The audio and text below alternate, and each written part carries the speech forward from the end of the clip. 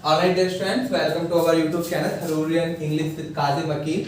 और आज के हम जो लेक्चर में एडवर्ब की शीट का डिस्कशन हमने ऑफलाइन क्लासेस में पढ़ेंगे, ठीक है। सो लगभग 108 क्वेश्चंस हैं, जिसमें हम कोशिश करेंगे कि 50 से 40 क्वेश्चंस इसमें डिस्कस कर लें और फिर अगले 50 से 60 क्वेश्चन दूसरी शीट में, दूसरी वीडियो में डिस्कस कर लें, ठीक है। और बाकी जो लोग इसको देख रहे हैं, अगर जिनके पास ये शीट नहीं है तो आप मुझे व्हाट्सएप कर सकते हैं, मैं आपको पीडीएफ उसकी सेंड कर दूंगा, आप उससे देख सकते हैं, ठीक है। तो हम अपना पहला क्वेश्चन, आप अपनी शीट खोल लीजिए। तो पहले क्वेश्चन पे आते हैं। Their explanation did not sound reasonably to me. अब यहाँ पर आप देखें, साउंड लिंकिंग वर्ब है और उसके साथ आपने रीजनेबली लिख दिया है। रीजनेबली क्या है? रीजनेबली है हमारा एडवर्ब, ठीक है। इसकी एडजेक्टिव फॉर्म रीजनेबल होती है। लिंकिंग वर्ब को एडजेक्टिव डिस्क्राइब करते हैं, तो आप वहां रीजनेबली काट के रीजनेबल कर दीजिए। फिर अगले क्वेश्चन पे क्वेश्चन है हमारा, why did not he inform his parents. अब आपने यहाँ पर नॉट को जो है ही से पहले लिख दिया, ठीक है। और इन्फॉर्म मेन वर्ब है। जो एडवर्ब्स होते हैं वो मेन वर्ब के लिए यूज होते हैं, तो आप नॉट की पोजीशन को हटा के इन्फॉर्म के बराबर में कर दीजिए, नॉट को इन्फॉर्म से पहले लिखिए। फिर अगला क्वेश्चन है, the man did not help his friends and made fun of them instead of. तब तक के लिए आप ऐसा करिए, ऑफ को काट दीजिए और इसको यहां से समझिए। इंस्टेड ऑफ में आप ऑफ को कट कर दें और समझे यहां से। देखिए, एक मैं क्वेश्चन लिखता हूं। They kept watching TV instead of doing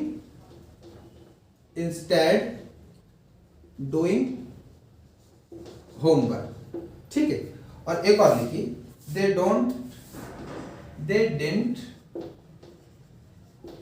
didn't do homework and kept watching TV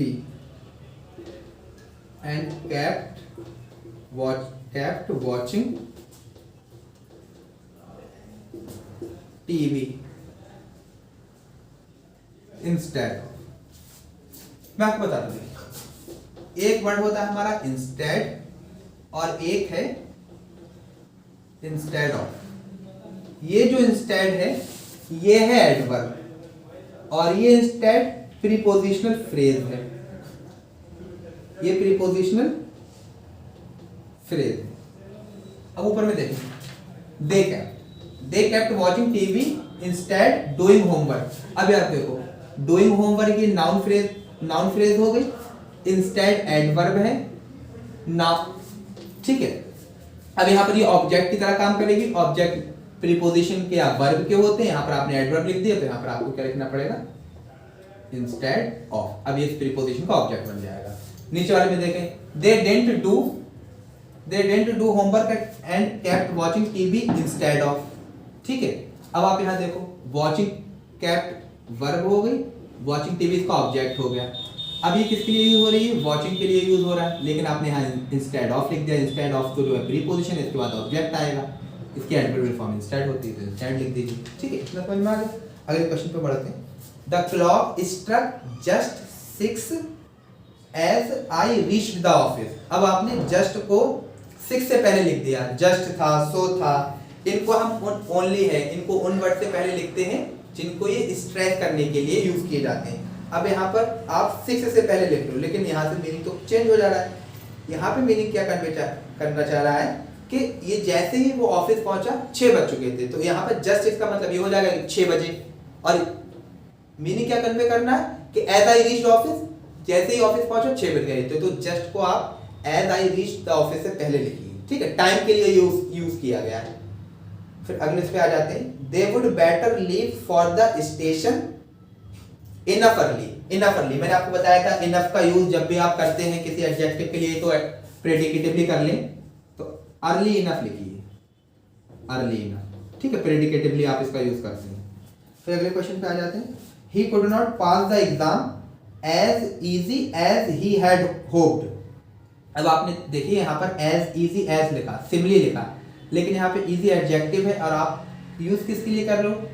पास के लिए। पास एक्शन वर्ब है, तो एक्शन वर्ब को एडवर्ब क्वालिफाई करते हैं, तो easy को काट के आप as easily as he had hoped करेंगे, क्वेश्चन नंबर 7 देखिए, the seeds may be sown outdoor in the spring, ठीक है, ये लिखा हुआ है।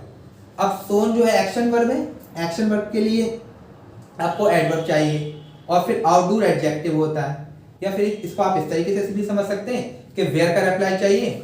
आउटडोर और इंडोर जो है वो हमारे एडजेक्टिव हैं, आउटडोर्स और इंडोर्स एडवर्ब हैं, तो आउटडोर को काट के आप आउटडोर्स कर दीजिए।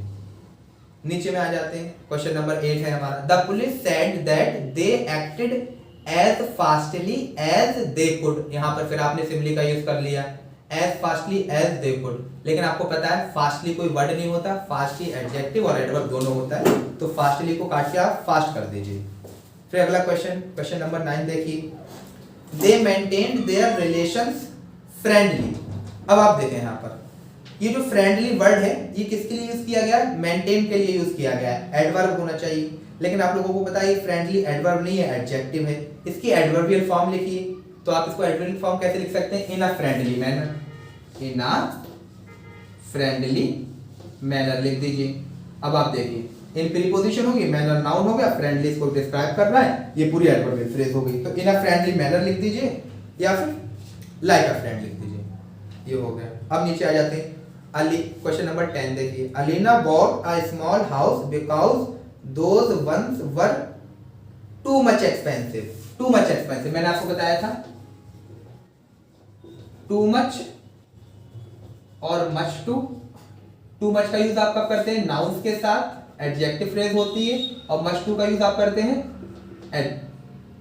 एडजेक्टिव कोई एडवर्ब फ्रेज होती है। अब यहाँ पर आपने एक्सपेंसिव वर्ड लिखा है, एक्सपेंसिव जो वर्ड है वो एडजेक्टिव है, तो टू मच को काट के मच टू कर दीजिए। फिर अगले उसमें आ जाते हैं, they are believed to have left the city with bag and baggages. Bag and baggages एक इडियोमेटिक फ्रेज है जिसका मतलब होता है परमानेंटली। अब विद प्रीपोजिशन का आपने यूज कर दिया, प्रीपोजिशन के ऑब्जेक्ट कोई नाउन या प्रोनाउन होते हैं। बैग एंड बैगेजेस एक एडवर्बियल फ्रेज है जिसका मतलब परमानेंटली होता है, तो विद को काट दीजिए। अगला आ जाते हैं क्वेश्चन नंबर 12 पे, it is almost quite comfortable here.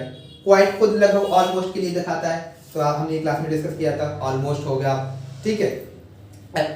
या फिर दूसरे वर्ड्स थे उनको हम नहीं लिखते क्वाइट के साथ, तो ऑलमोस्ट काट दीजिए बस आप इसके साथ। अगला आ जाते हैं, his stories described nicely life unbeaten between the Wars. अब आपने नाइसली जो कि एक एडवर्ब ऑफ मैनर है उसका यूज डिस्क्राइब और life unbeaten between the Wars के लिए यूज कर दिया। डिस्क्राइब ट्रांजिटिव वर्ब हो गई, इसके ऑब्जेक्ट लाइफ हो गया, ठीक है। अब इसके बीच में आपने नाइसली का यूज कर दिया।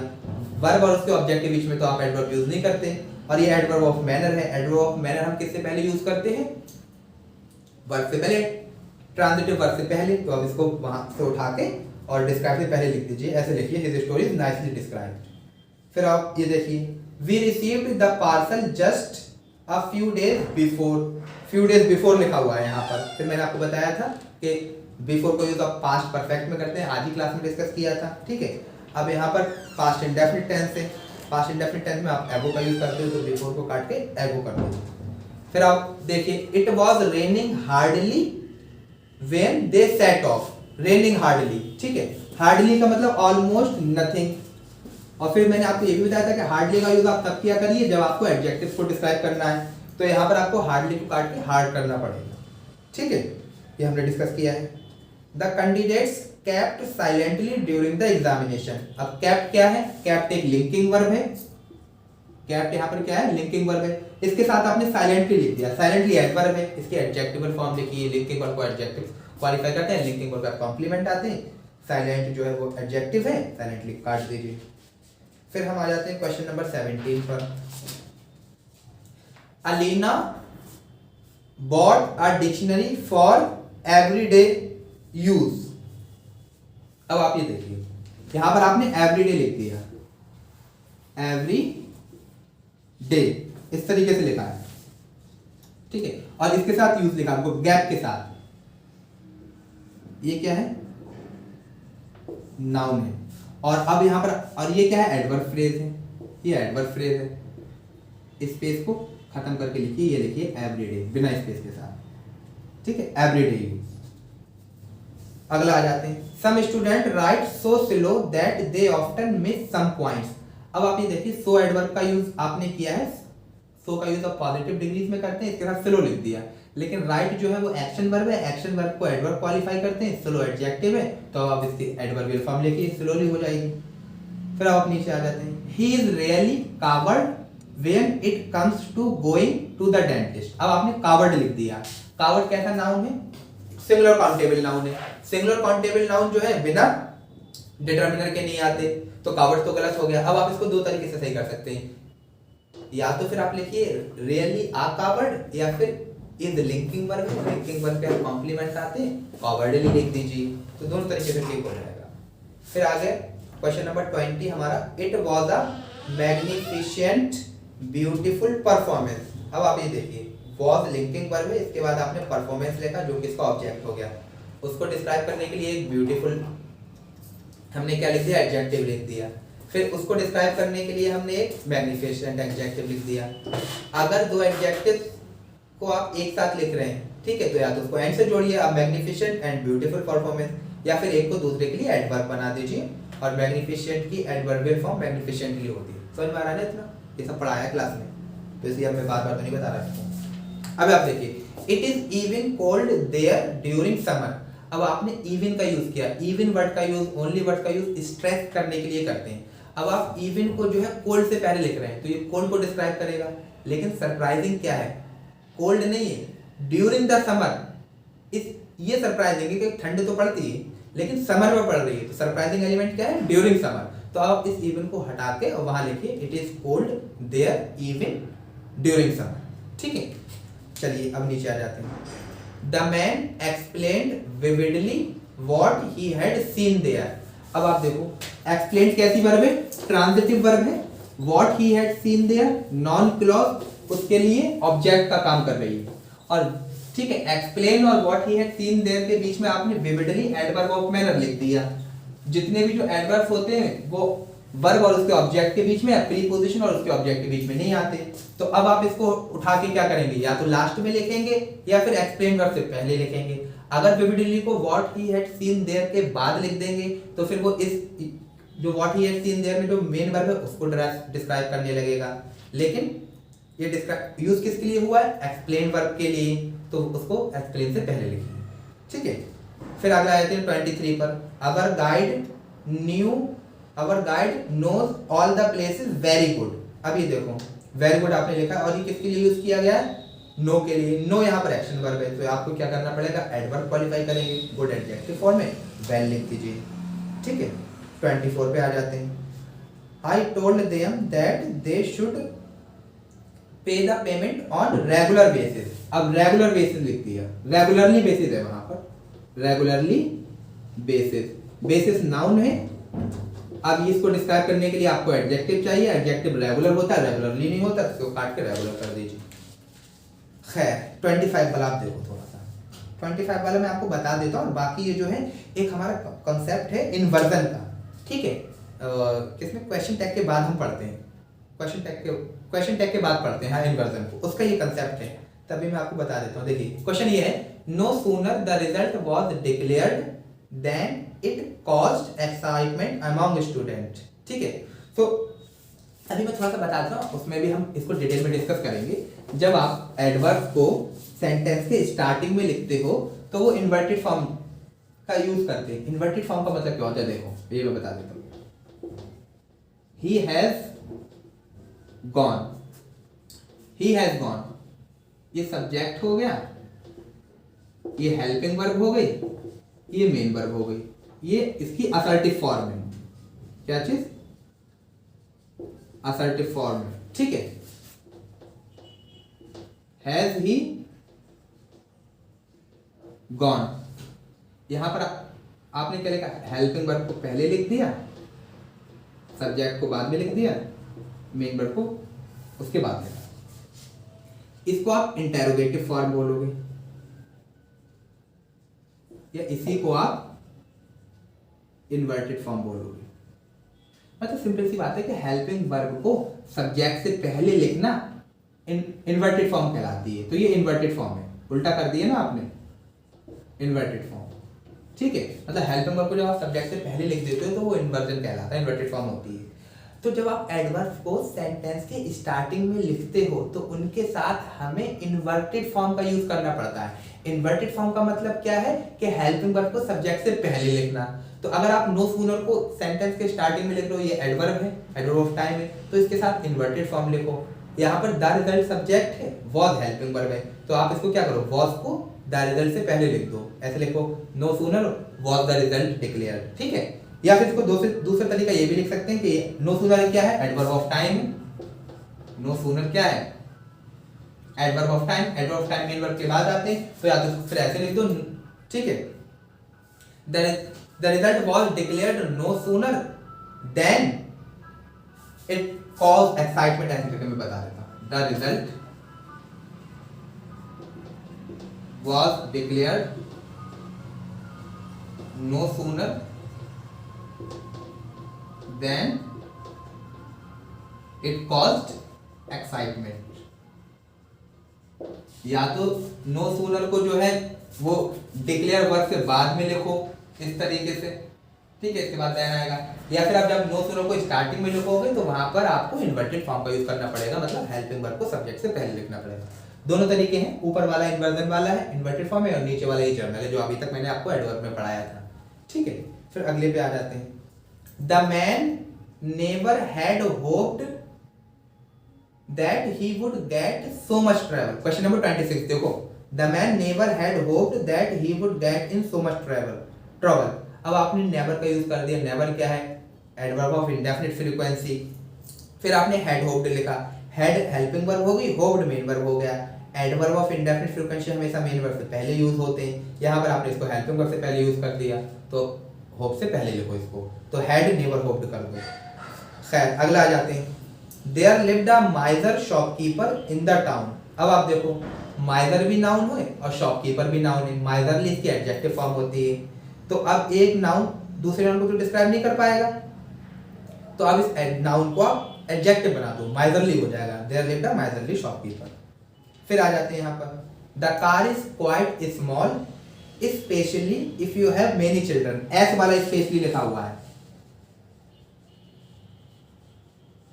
स्पेशली, ठीक है, इसको काट के ई वाला कर दो, particularly, to be very precise, ठीक है, इसका मतलब ये होता है, हमने डिस्कस किया था।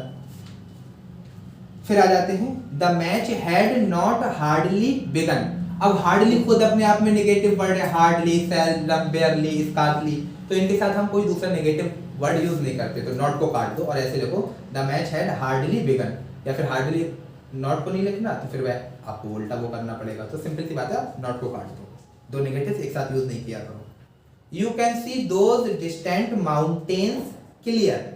अब यहाँ देखो, यहाँ पर सी जो है वो एक्शन वर्ब है और इसके लिए आपने क्लियर का यूज कर दिया। क्लियर एडजेक्टिव है, एक्शन वर्ब को एडवर्ब क्वालिफाई करते हैं, तो क्लियर को काट के क्लियरली कर दो। फिर आ जाते हैं, when you are a parent you will think different. अब यहाँ पर जो थिंक है वो एक्शन वर्ब की तरह यूज किया गया है, ठीक है, और डिफरेंट क्या है, एडजेक्टिव है, तो अब इसको डिफरेंट को काट के आपको क्या करना पड़ेगा, इसकी एडवर्बियल फॉर्म लिखना पड़ेगी। एडवर्बियल फॉर्म डिफरेंट नहीं डिफरेंटली होती है, तो डिफरेंटली कर दो 31 में, ठीक है। फिर आ जाते हैं क्वेश्चन नंबर 32 पे। अब फिर से देखो, वही एक इन्वर्जन का कंसेप्ट आ गया।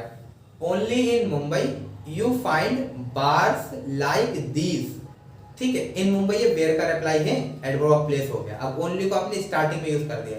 जब किसी एडवर्ब को स्टार्टिंग में यूज करते हैं तो उसके साथ क्या करते हैं, इन्वर्टेड फॉर्म का यूज करते हैं। तो ओनली एक एडवर्ब हो गया, ये इस इन मुंबई को रिस्ट्रिक्ट करने के लिए यूज किया गया। अब दो एडवर्ब आपने स्टार्टिंग में यूज कर दिए, तो you find bars like these. अब ये फाइंड जो है वो वर्ब की फर्स्ट फॉर्म है, यू सिंगुलर प्लूरल सब्जेक्ट है, प्लूरल सब्जेक्ट के साथ प्लूरल वर्ब आती है, तो ये प्रेजेंट इंडेफिनिट का टेंस हो गया। अब आप इसके साथ हेल्पिंग वर्ब लिखो, डू, इन्वर्टेड फॉर्म, पता है ना, जब एडवर्ब को आप स्टार्टिंग में लिखते हो तो उनके साथ इन्वर्जन का यूज किया करो, इन्वर्टेड फॉर्म। इन्वर्टेड फॉर्म मतलब हेल्पिंग वर्ब को सब्जेक्ट से पहले लिखना। ये प्रेजेंट इंडेफिनिट का टेंस है, तो यू के अकॉर्डिंग डू लिख दो, ठीक है। Only in Mumbai do you find. The man reached there last though he had started here at first।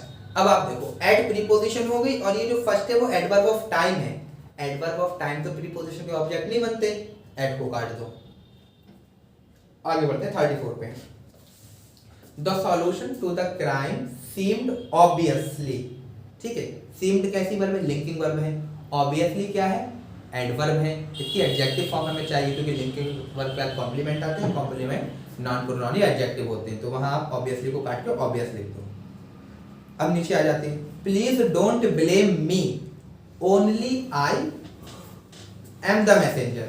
अब ये कोई किसी से बोल रहा है कि प्लीज डोंट ब्लेम मी, अगर ठीक इसको थोड़ा सा समझिए, ओनली को आपने आई से पहले लिख दिया, please don't blame me only I am the messenger, please don't blame me only I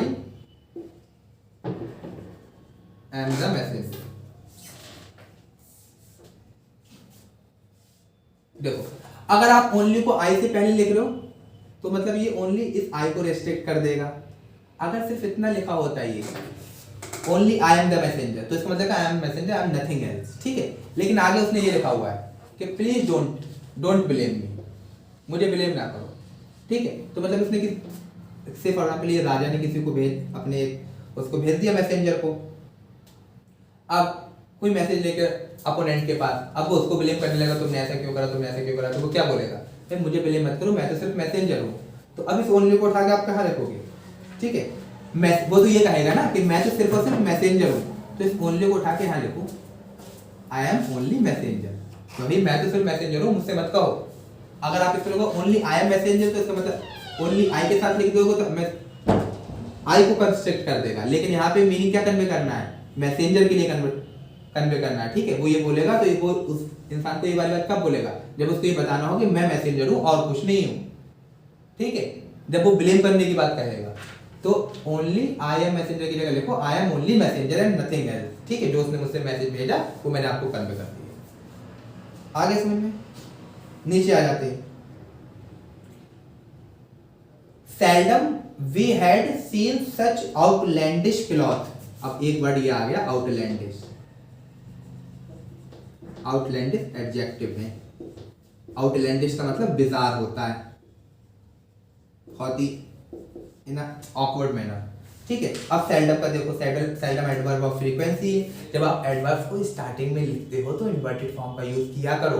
किताबों में दिया हो कि नेगेटिव एडवर्ब ऑफ फ्रीक्वेंसी को स्टार्टिंग में लिखेंगे तब हम इन्वर्टेड फॉर्म का यूज करेंगे। इन्वर्टेड फॉर्म मतलब समझ में आ रहा है, सब्जेक्ट से पहले हेल्पिंग वर्ब, तो अब सेल्डम को आप यूज कर रहे हो, तो अब या तो फिर एडवर्ब ऑफ फ्रीक्वेंसी है, एडवर्ब ऑफ फ्रीक्वेंसी की पोजीशन क्या होती है, ठीक है, मेन वर्ब से पहले, तो या तो फिर इसको ऐसे लिखो we had seldom seen such outlandish cloth, या फिर आप चाहते हो कि सेल्डम को स्टार्टिंग में लिखें। अच्छा एक बात और बताओ, तुम लोग सोचते हो सर स्टार्टिंग में लिखने से और बीच में लिखने से क्या फायदा होगा, मतलब डिफरेंस क्या होगा, सिर्फ और सिर्फ स्ट्रेस करने का, मतलब जब आप सेल्डम को स्टार्टिंग में लिखोगे ना सेंटेंस के, तो वहां पर ये स्ट्रेस की इंटेंसिटी को ज्यादा बढ़ा देगा। तो सेल्डम एडवर्ब ऑफ फ्रीक्वेंसी है, तो या तो फिर इसको ऐसा करो सीन मेन वर्ब के से पहले लिख दो, या फिर इसको अगर स्टार्टिंग में लिखोगे तो इन्वर्टेड फॉर्म यूज करो, सेल्डम हैड बी सीन, यहाँ पे हेड को हेल्पिंग वर्ब की तरह यूज किया है ना, तो हेड को सब्जेक्ट से पहले लिख दो, सब्जेक्ट से पहले हेल्पिंग वर्ब को लिखना इन्वर्टेड फॉर्म कहलाता है। क्वेश्चन टैग के बाद का टॉपिक है, हम उस पर डिस्कस करेंगे जब वर्ब वाला टॉपिक आप पढ़ दोगे, ठीक है। इतना याद तो कर सकते हो। तो कोई भी एडवर्ब हो, कोई भी एडवर्ब जब हम उसको उसकी यूजुअल पोजीशन से हटाकर सेंटेंस के स्टार्टिंग में लिखते हैं तो इन्वर्टेड फॉर्म का यूज किया जाता है। अब एडवर्ब्स को कैसे आप यूज करते हो, एडवर्ब ऑफ फ्रीक्वेंसी को मेन वर्ब से पहले आप यूज करते हो, फिर इंडेफिनिट फ्रीक्वेंसी का मैंने बताया adverb of indefinite frequency main verb से पहले स्टार्ट होती हैं, ठीक है। डेफिनिट फ्रीक्वेंसी को लास्ट में भी कर सकते हो, फिर कंसेप्ट ऑफ एमपीटी मैंने बताया। तो अगर जब आप इन एडवर्ब्स को इनकी यूजुअल पोजीशन से हटाकर अगर सेंटेंस की स्टार्टिंग में लिखोगे तो इन्वर्जन मतलब सब्जेक्ट्स से पहले हेल्पिंग वर्ब, ठीक है। आ जाओ, दे टोल्ड अस लिटिल और एनीथिंग अबाउट देयर एक्सपीरियंस। इधर देखो, लिटिल और एनीथिंग का यूज कर रहे हो। अब लिटिल नेगेटिव वर्ड है, अब इसके साथ कोई इक्विवेलेंट लिख पाओगे तो नथिंग ही लिख पाओगे, क्लास में हमने डिस्कस किया था, लिटिल और नथिंग, ठीक है। About their experience of facing the pirates, question number 38 में, ठीक है। 39 डिस्कस कर लेते हैं। The police carried out a thoroughly investigation, ठीक है, ये दिया हुआ है। अब इधर देखिए, तुम बताना थॉरोली का मतलब पता है क्या होता है? नहीं पता, शक्ल देख के लगा नहीं पता, तभी मैं बता देता हूँ। देखो थरो एक एडजेक्टिव है, थरोली एडवर्ब है। भाई अगर तुम्हें लोगों को ऐसे छोटे वर्ड के मीनिंग पता नहीं होंगे तो क्या होगा, इसलिए अगर जिन वर्ड के मीनिंग पता नहीं हो तो उनको गूगल पे देख लिया करो डिक्शनरी में, ठीक है। ये 5th क्लास में ये वाले वर्ड्स आते हैं, थरो और थरोली, ठीक है। थरो एज एन एडजेक्टिव मतलब होता है एग्जॉस्टिव, कंप्लीट। अब फिर एडवर्ब हो जाएगी एग्जॉस्टिवली और कंप्लीटली। अब आप देखो इन्वेस्टिगेशन क्या है, एक नाउन है, इन्वेस्टिगेशन नाउन है, उसके साथ आपने थरली लिख दिया, थरली एडवर्ब है। एडवर्ब तो नाउन को क्वालिफाई नहीं करते, तो आपको यहाँ पर इसकी एडजेक्टिवल फॉर्म लिखना पड़ेगी और एडजेक्टिवल फॉर्म थरो होती है। फिर आ जा, children under 5 travel freely. Freely मतलब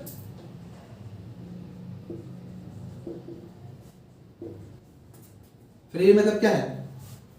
इंडिपेंडेंटली। फ्रीली मतलब independently.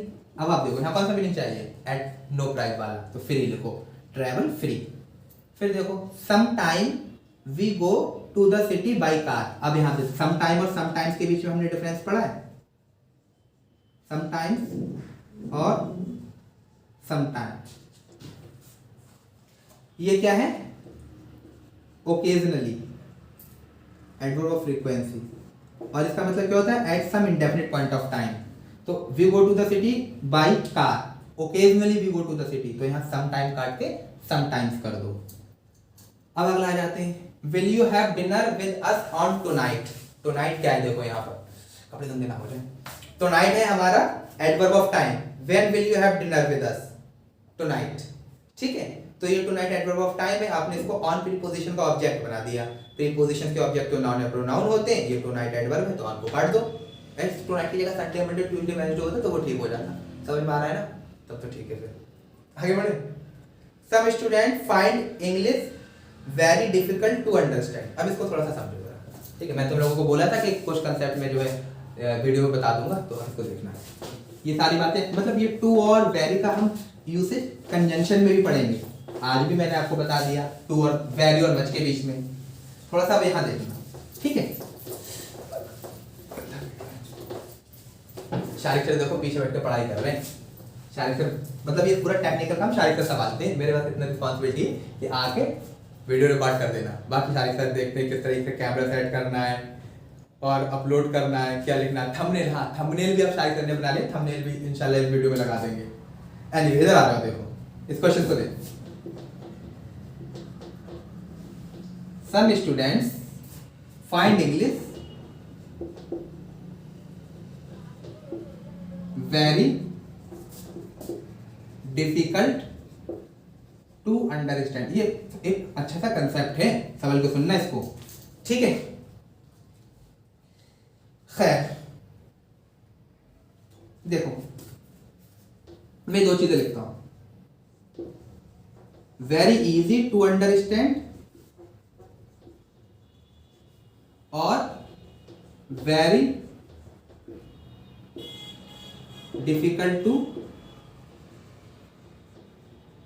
Understand. To understand infinitive है, क्या चीज? टू अंडरस्टैंड है इंफिनिटिव, मतलब टू अंडरस्टैंड वर्ब की फर्स्ट फॉर्म।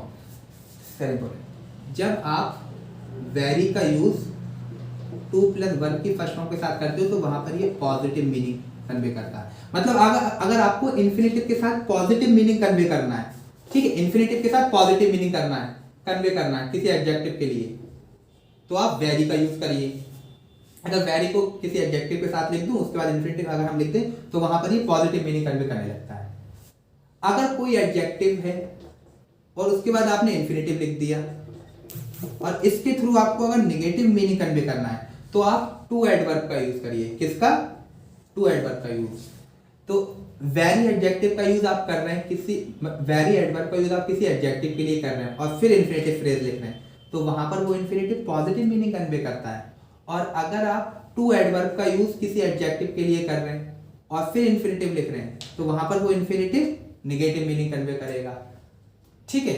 और फिर एडजेक्टिव भी पॉजिटिव और नेगेटिव होते हैं। अब यहाँ पर हमने लिखा some students find English difficult to understand. अब डिफिकल्ट कैसा, एक नेगेटिव एडजेक्टिव है, नेगेटिव एडजेक्टिव है, इसके लिए आपने टू अंडरस्टैंड इंफिनिटिव का यूज कर दिया, तो मतलब स्टूडेंट्स को अंडरस्टैंड करना डिफिकल्ट होगा। अभी एक नेगेटिव मीनिंग है, यहाँ पर आपको क्या करना पड़ेगा, टू डिफिकल्ट टू अंडरस्टैंड। ठीक समझ में आ गई। एक मैं और बताता हूँ, अगर ऐसा लिखा होता इस डिफिकल्ट की जगह अगर इजी वर्ड लिखा होता, क्या लिखा होता और इसके साथ टू होता, फिर यहां पर ये अंडरस्टैंड होता, तो ये गलत है। फिर आपको यहाँ पे काट के वेरी लिखना पड़ता है, क्योंकि अब इजी क्या है, to understand, easy to understand. ठीक है, तो इजी एक पॉजिटिव वर्ड है, तो अब आप इसका वेरी का यूज करिए। तो ऐसे यूज किया करिए जब आप एडजेक्टिव प्लस इंफिनिटिव लिखें और उस इंफिनिटिव के थ्रू आप पॉजिटिव मीनिंग कन्वे करें, वेरी का यूज। या फिर ऐसे याद कर लीजिए, वेरी प्लस एडजेक्टिव के साथ इंफिनिटिव लिखते हो तो पॉजिटिव मीनिंग कन्वे करता है, और अगर किसी कोई एडजेक्टिव जो नेगेटिव है उसके साथ आपको यूज करना है टू का और इंफिनिटिव, कोई नेगेटिव एडजेक्टिव के साथ आप इंफिनिटिव का यूज कर रहे हो और वहां नेगेटिव मीनिंग कन्वे कराना है तो टू का यूज करिए। आगे समझ, ये नया कंसेप्ट था, तुम लोगों को पता चल गया।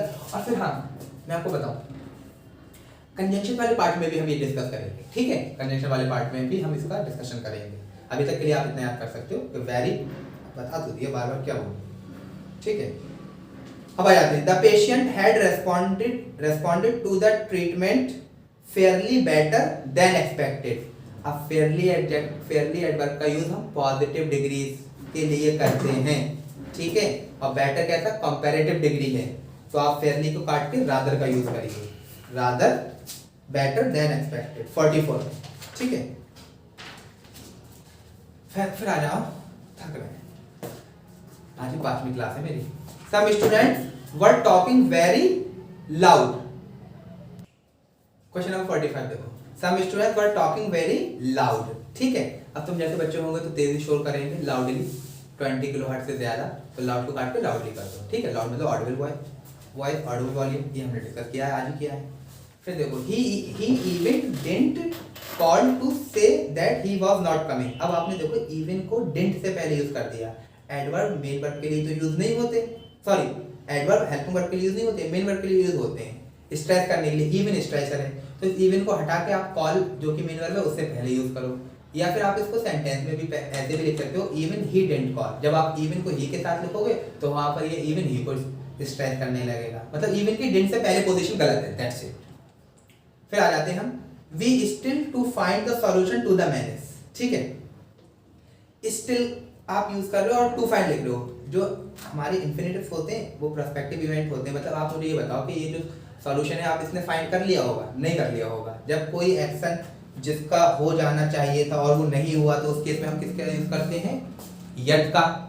ठीक है, और कोई एक्शन जिसको कंप्लीट पहले हो जाना चाहिए था लेकिन अब भी कंटिन्यू वाली स्टेट में है, उसमें स्टिल का। तो यहाँ पर आप स्टिल को काट के यट कर दो। ठीक है, तो यट किसी काम के नहीं होने को रेफर करता है, और मतलब किसी काम का नहीं होना चाहिए था, और स्टिल किसी काम के होने को, लेकिन कैसा होना, सरप्राइजिंग, कि मतलब अभी तक हो रहा है, क्लास में डिस्कस किया। The boy told us that he was sorry to not have seen there. मैंने क्लास में तुम लोगों को बताया था, अब फिर से देखो उसी का यूसेज आ गया। आपने to not have seen there ये लिखा हुआ है, to not have seen there. देखो, to have seen there, to plus have plus verb की third form perfect infinitive.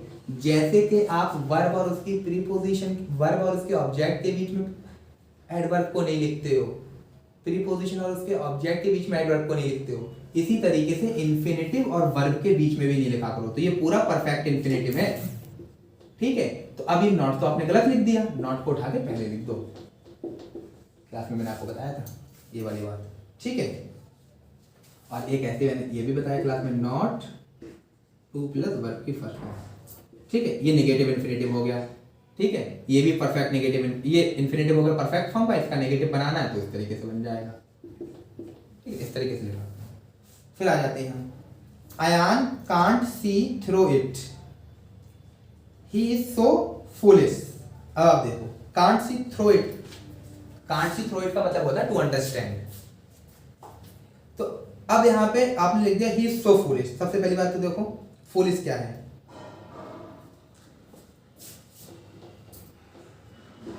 He is so foolish लिख रहे हैं।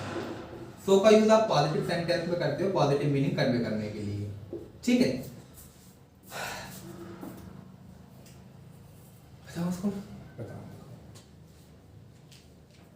तो या तो आप इसको लिखो that he is so foolish, जब किसी चीज को नहीं समझ पा रहा है, या फिर आप नेगेटिव फूलिश के थ्रू अगर आपको नेगेटिव मीनिंग कन्वे करना है, जब नहीं समझ रहा तो टू फूलिश। अगर आपको सो का यूज करना है तो फिर एक क्लॉज लिखनी पड़ेगी that he is so foolish, या फिर टू फूलिश कर दो। तो सिंपल तरीका मैं भी बता रहा हूँ, आप इतना कर दो ही इज टू फूलिश, ठीक है। नेगेटिव मीनिंग जब आप समझ नहीं पा रहा तो, लेकिन आया अच्छा है। Alina wrote to her parents last month for 50 question है ये। Alina wrote to her parents last month and she is yet waiting for the reply. अब देखो वेटिंग, एक तो मैंने तरीका बताया था आपको, प्रेजेंट कंटीन्यूअस टेंस में आप स्टिल का यूज करते हो, परफेक्ट में येट का। फिर दूसरा ये कि अभी तक वो वेट कर रही है, सरप्राइजिंग है, उनको लिख देना चाहिए था, ठीक है। तो आप इसमें येट को काट के स्टिल कर दो। फिर अगला आ जाते हैं, they and all their friend will visit sometimes next month. Sometimes को काट के, अच्छा समटाइम्स उसमें लिखा हुआ है तो ठीक है, वो समटाइम्स को काट के समटाइम कर दो, समटाइम नेक्स्ट मंथ, ठीक है। सम इंडेफिनिट पॉइंट ऑफ टाइम, और समटाइम्स का मतलब ओकेजनली हो जाएगा, तो एज वाला नहीं, बिना एज वाले लिखो समटाइम एट इंडेफिनिट पॉइंट, क्योंकि नेक्स्ट मंथ में तो 30 दिन होते हैं, किसी भी टाइम पर कर सकते हैं, और समटाइम्स का मतलब ओकेजनली होता है। फिर आ जाते हैं, they reported that a bomb exploded somewhere nearly, ठीक है। नियरली क्या मतलब, नियरली का मतलब ऑलमोस्ट, तो यहाँ पर आपको क्या करना पड़ेगा, देखो समवेयर नियर, प्लेस का दिखाना है आपको, तो नियरली को काट के नियर लिखिए, नियर होता है प्लेस वाला, ठीक है। तो नियरली को काट के नियर कर दो। फिर आ जाते हैं 53 पर, these people can't take anything in seriously. अब इन प्रीपोजिशन है, प्रीपोजिशन का ऑब्जेक्टिव के साथ है, सीरियसली तो नाउन है नहीं, क्योंकि ऑब्जेक्ट नाउन है, प्रोनाउन होते हैं। तो सीरियसली को या तो फिर आप किसी नाउन के साथ लिखिए या इनको काट दो, सबसे सिंपल ये है कि एनीथिंग सीरियसली, क्योंकि प्रीपोजिशन के ऑब्जेक्ट एडवर्ब नहीं हो सकते।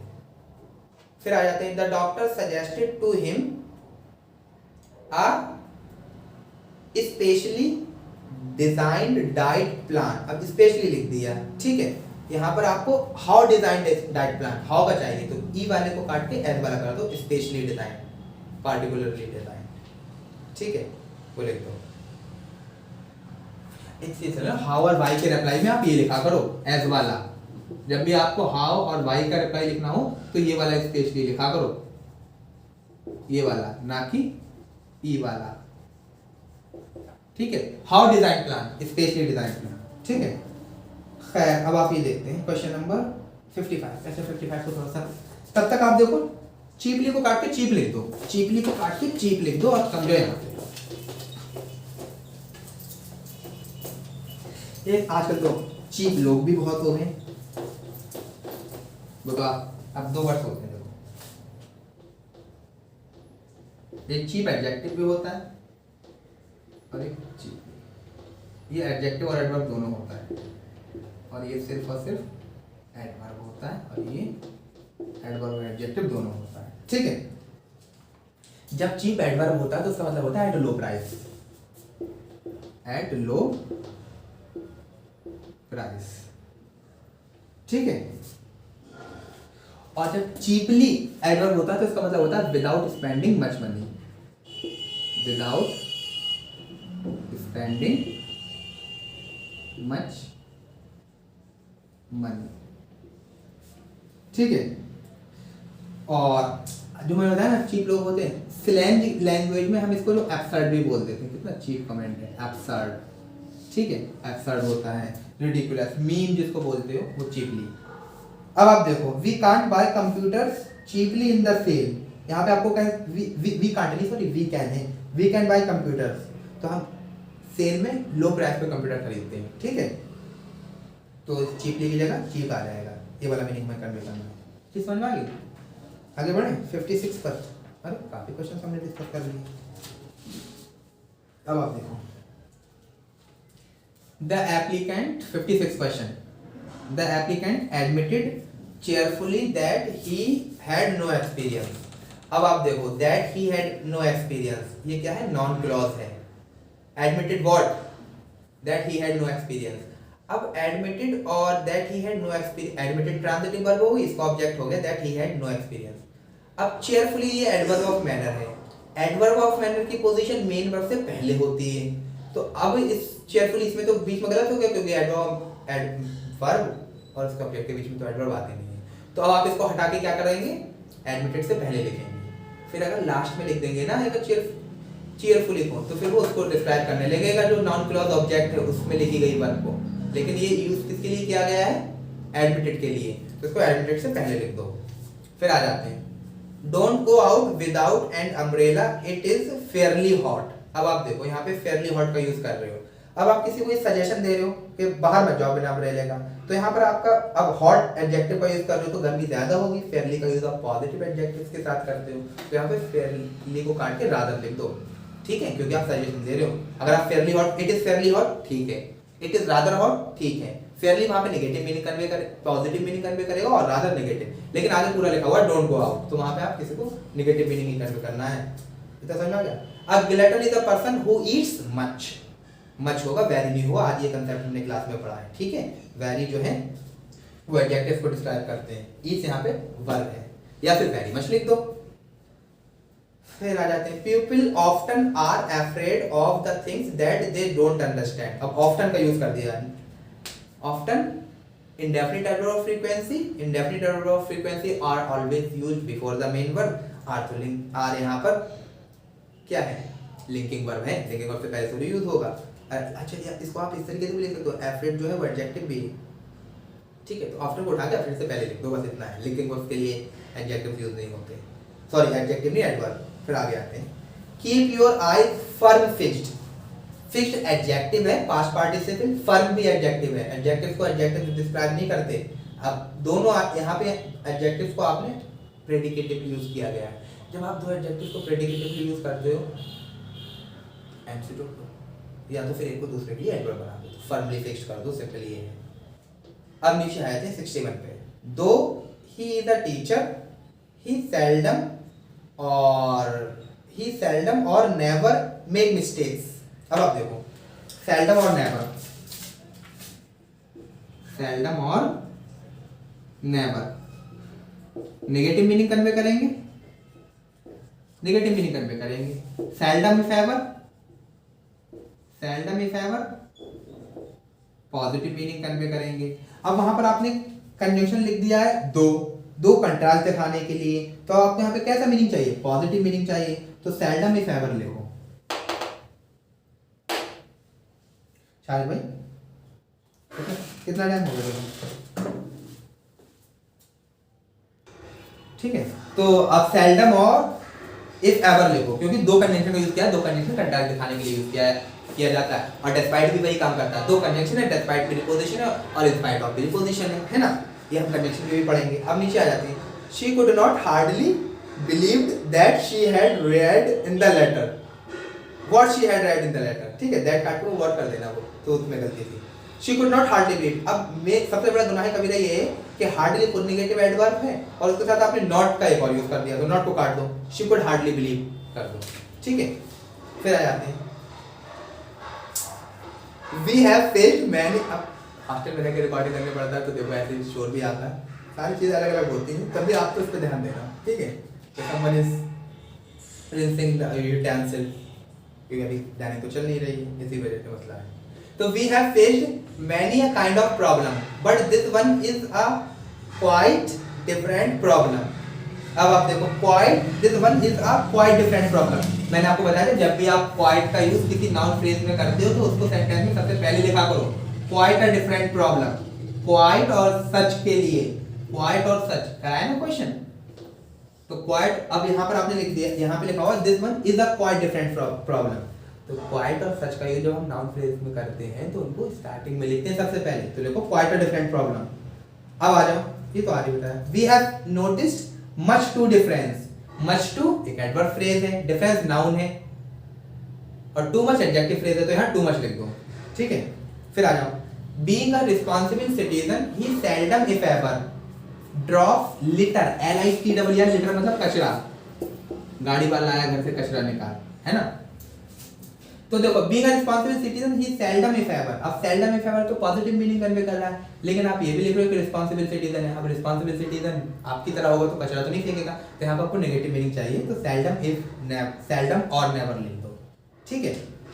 फिर आ जाते हैं, he has been never so confused as he is nowadays, ठीक है। he has been never, अब never क्या है, एडवर्ब ऑफ फ्रीक्वेंसी, देखो has been, never, adverb of frequency main verb से पहले लेके जाते हैं, हैज हेल्पिंग वर्ब है, बीन मेन वर्ब है, इसको उठा के इसके बीच में लिखो, ही हैज नेवर बीन, ठीक है।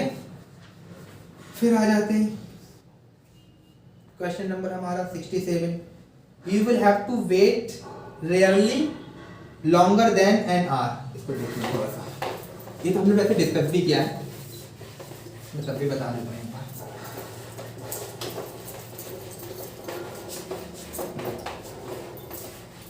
देखो रेयरली और सेल्डम, हार्डली और बेयरली, ये क्लास में हमने डिस्कस की, तुम लोग तो इतने में भूल भी गए। जब आपको टाइम का अप्लाई करना हो, वेन का, तब आप इनका यूज किया करो, ठीक है। और जब आपको डिग्री दिखानी हो, हाउ मच, तो आप इनका यूज किया करो। तो ऊपर वाले में क्या लिखा हुआ है, you will have to wait rarely longer, rarely longer लिखा हुआ है, लॉन्गर देखो एडजेक्टिव है, एडजेक्टिव में डिग्री होती है तो हार्डली लिख दो यहाँ, ठीक है। फिर आ जाते हैं, the sun appears to brightly, अब अपीयर्स लिंकिंग वर्ब है, लिंकिंग वर्ब के कॉम्प्लीमेंट आते हैं, कॉम्प्लीमेंट नॉन प्रोनाउन एडजेक्टिव होते हैं, ब्राइटली जो है वो एडवर्ब है, ऑलराइट। तो अब इसके एडजेक्टिव फॉर्म लिख दो ब्राइट, ठीक है, काफी है ना, फिर आगे वीडियो में डिस्कस कर लेंगे।